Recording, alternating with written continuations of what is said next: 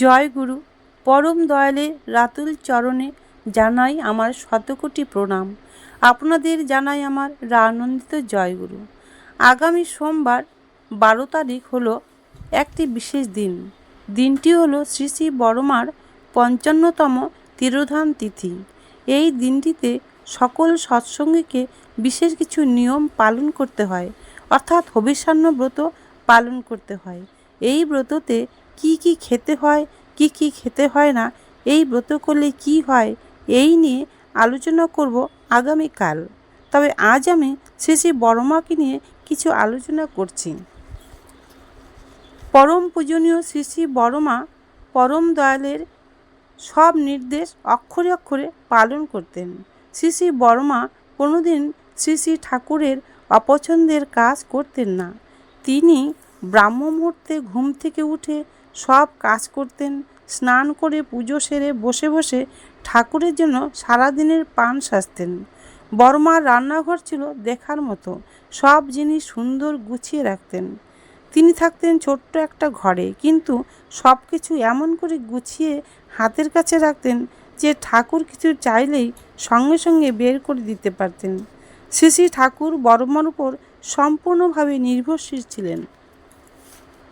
শ্রী শ্রী বড়মা পরম দয়ালের নির্দেশ এক মুহূর্তের জন্য অমান্য করতেন না।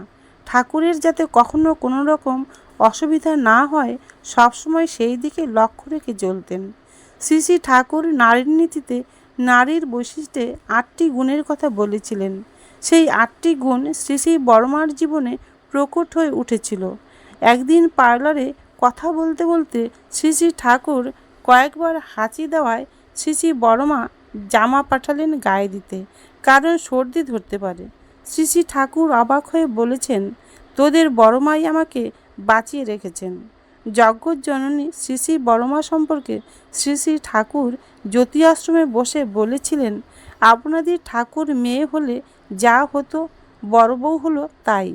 এতেই বোঝা যায় শ্রী শ্রী বড়মা ছিলেন স্বয়ং নারায়ণের লক্ষ্মী। শ্রী শ্রী বড়মা কখনো না কথাটি বলতেন না। হয় না, হবে না, পারি না, জানি না, নেই, এসব কথা কখনো বলতেন না। এসব কথা বললে সংসারে অভাব অনটন নেমে আসে। এই জন্য বড়মা এসব কথা কখনোই বলতেন না। এই ধরনের আরও অনেক কথা বড়মাকে নিয়ে লেখা আছে, যা আমি আপনাদের পরবর্তী ভিডিওতে আলোচনা করব। তাই আপনারা আমার এই চ্যানেলটিকে সাবস্ক্রাইব করে রাখুন, যাতে আমার পরবর্তী ভিডিওগুলি আপলোড করার সঙ্গে সঙ্গে আপনাদের কাছে পৌঁছে যায়।